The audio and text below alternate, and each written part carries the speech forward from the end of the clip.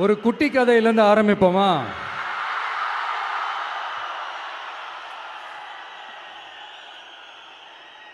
ஒரு பெரிய ஊர், ஒரு 4 ரோடு ஜாயிண்ட் ஆகிற மாதிரி ஒரு ஜங்ஷன், ஒரு பிஸியான ஏரியா, ஆள் நடமாட்டம் அதிகமாக இருக்கக்கூடிய ஒரு ஏரியா.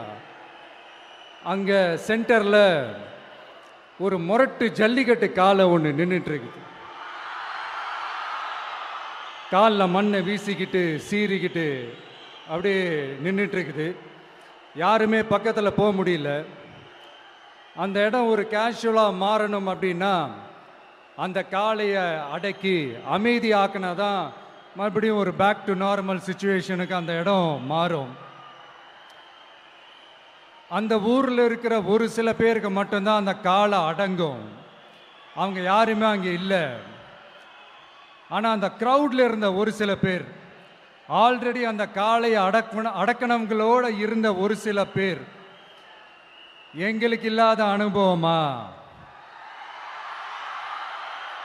நாங்க பார்க்காத காளையா? நாங்க பார்க்காத மாடா? நாங்க போய் அடக்குறோம்னு சொல்லிட்டு உள்ள போறாங்க. ஒருத்தராலையும் அந்த காளையை தொடக்கூட முடியல. எல்லாரையும் அடிச்சு வீசி தூக்கி போட்டுருச்சு.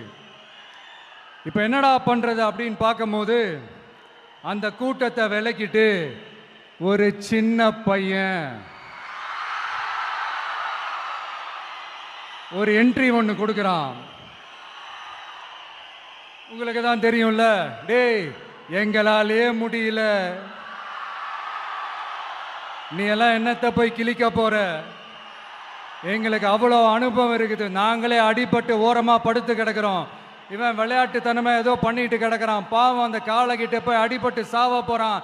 பச்சா பையன், அந்த பையன், இந்த பையன், அண்டர் எஸ்டிமேட் பண்ணுறது, ஏளனமாக பேசுறது, இப்படி ஒரு பக்கம்.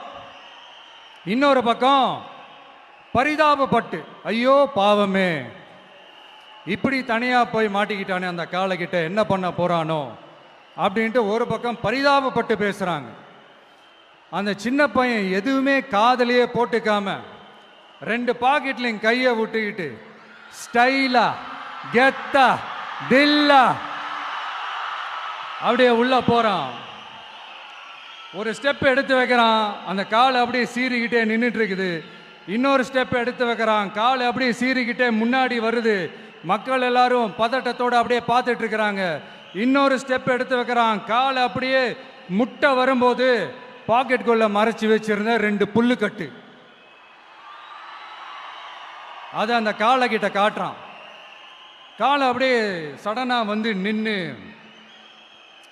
அது மூடெல்லாம் மாறி அந்த புல்லுக்கட்டை சாப்பிட ஆரம்பிச்சிருச்சு. அந்த சின்ன பையனும் அந்த காளையை அப்படியே தடவிக்கிட்டு வரான்.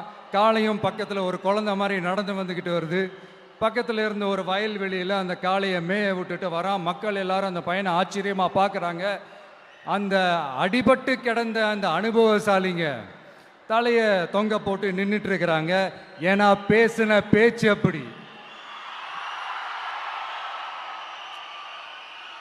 வாய் இருக்குன்றதுக்காக நக்கலுமா நையாண்டியுமா நச நச நச நசன் ஒரே பேச்சு.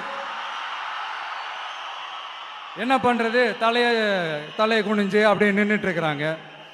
அங்கே ஒரு பெரியவர் வர்றார். வந்து அந்த பையன்கிட்ட கேட்குறாரு, எப்படிப்பா இப்படி ஒரு முரட்டு காலை சீறிட்டு நின்றுட்டு இருந்தது, எப்படி அந்த காளையை அடக்கின அப்படின்னு கேட்டதுக்கு அந்த பையன் சொல்கிறான், ஐயா எனக்கு அந்த காளையை பார்த்தா கோபமாக இருந்த மாதிரிலாம் எனக்கு தெரியல, அந்த காலை பசியோடு இருந்த மாதிரி இருந்தது.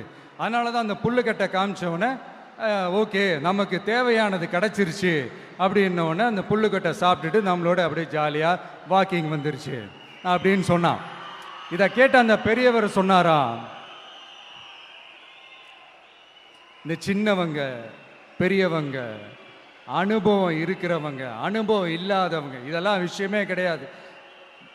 யாரா இருந்தாலும் அந்த சூழலுக்கு ஏற்ற மாதிரி அந்த சிச்சுவேஷனுக்கு தகுந்த மாதிரி என்ன பண்ணி அந்த ப்ராப்ளமை சால்வ் பண்ணுறான், ஏது பண்ணி அந்த ப்ராப்ளமை சால்வ் பண்ணுறான், அதுதான் விஷயமே, அதுதான் மேட்ரு. ஸோ நீ சூப்பர்ப்பா, என்ன ப்ராப்ளம் வந்தாலும் நீ சால்வ் பண்ணிடுவ அப்படின்னு முதுகில் தட்டி கொடுத்துட்டு அந்த பெரியவர் போகிறார். இப்போ அந்த கதையில் அந்த முரட்டு ஜல்லிக்கட்டு காலை தான் நம்ம தமிழ்நாட்டு அரசியல் களம். அந்த பெரியவர் தான் நம்ம தமிழக மக்கள்.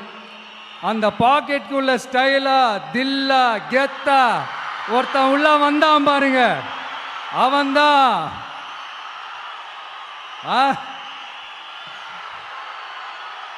நான் இல்லைங்க, நான் இல்லை, நானு நீங்க நாம எல்லாருமா சேர்ந்து மாபெரும் மக்கள் சக்தியா இருக்கக்கூடிய நம்ம டிவிக்கு, அதுதான் அந்த சின்ன பையன்.